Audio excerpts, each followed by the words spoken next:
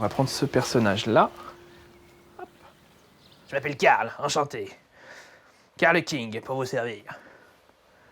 Ça fait longtemps qu'on n'avait pas vu M6 ici. Bon alors les gars, la trilogie du samedi, elle revient quand? Celui qui fait parler Karl n'est autre que son créateur, Mehdi Garrigue. Il est fabricant de marionnettes. Son nom ne vous dit sans doute rien. Et pourtant, son dernier bébé a rempli les plus grandes salles de spectacle au monde. Jean-Marc, c'est une des marionnettes qui a le plus gros succès parmi toutes celles que j'ai faites. Faut dire que Jeff a beaucoup de talent, mais Jean-Marc est pas mal quand même aussi, on va dire. Jean-Marc, c'est la marionnette avec laquelle le ventriloque Jeff Panaclock a connu un succès mondial. Il est content. Et c'est ça de la donner, il est content, hein? Avec plus d'1 million de spectateurs à Paris, Londres ou encore New York. C'est assez rare un succès aussi énorme et que un personnage en marionnette devienne une espèce de figure de proue comme ça, c'est assez rare. Donc oui, on est fiers.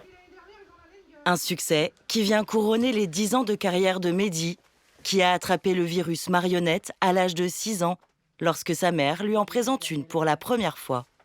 Je pense que ce jour-là, c'était un peu la révélation. Moi, je suis très branché technique. Là. Je suis en train de me dire, mais comment ça marche? Comment ça fonctionne? Je veux faire ça. Puis après, du coup, j'ai commencé à fabriquer un petit personnage, c'est un morceau de mousse. J'avais bricolé des lunettes avec du fil de fer. J'avais mis un peu de fourrure. Ça ressemblait pas à grand-chose, mais bon, c'est un des premiers personnages que j'avais fait. Je pense que le petit Mehdi qui est là aujourd'hui serait content de voir tout ce qui a été fait ensuite. Car depuis ses premiers prototypes maison, Mehdi s'est hissé parmi les rares marionnettistes français à travailler pour la télévision et le cinéma. Et il multiplie même les collaborations prestigieuses avec des grands noms du 7e art. Aujourd'hui, il conçoit une nouvelle marionnette pour un projet d'émission. La deuxième oreille, tiens, hop. Il a déjà moulé cette forme de tête en polyuréthane, la mousse des matelas, à laquelle il doit maintenant donner vie. Avec d'abord ses oreilles, qu'il fabrique aussi lui-même, dans du tissu garni de la même mousse. Alors, je vais faire un peu de couture, tiens, hop. On a une oreille, on a une autre oreille, c'est pas du tout les mêmes, mais bon, c'est pas grave. Est-ce qu'on lui met une grosse oreille ou est-ce qu'on lui met une petite oreille? Une petite oreille, elle a l'air plus mignonne. Donc, il faut faire quand même pas mal de points. Le principe, c'est que ça doit être esthétique, mais en même temps, ça doit être un vrai tank niveau solidité. Pour créer les yeux, Mehdi a des petites astuces plutôt surprenantes. Les cuillères, très très bien pour faire des yeux, ça. De la récup que Mehdi trouve partout.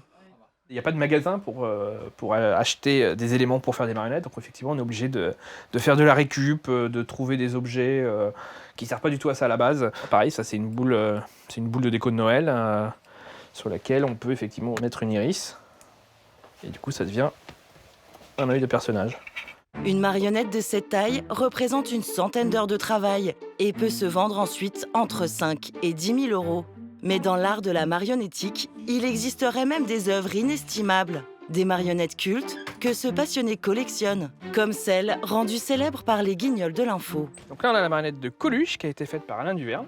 Donc c'est une marionnette en mousse de latex. La manipulation se fait avec la main. Et on a une commande pour contrôler les yeux. Donc on peut faire un gauche-droite et il peut aussi fermer les yeux.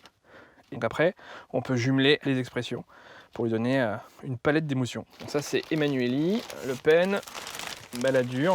Donc là, on est vraiment sur les pièces uniques. Il n'y a plus les moules. C'est des pièces qui ont une grande valeur. Inestimables selon lui. Des pièces cultes que Mehdi compte exposer. Il a pour projet d'ouvrir le premier musée de la marionnette télé au monde.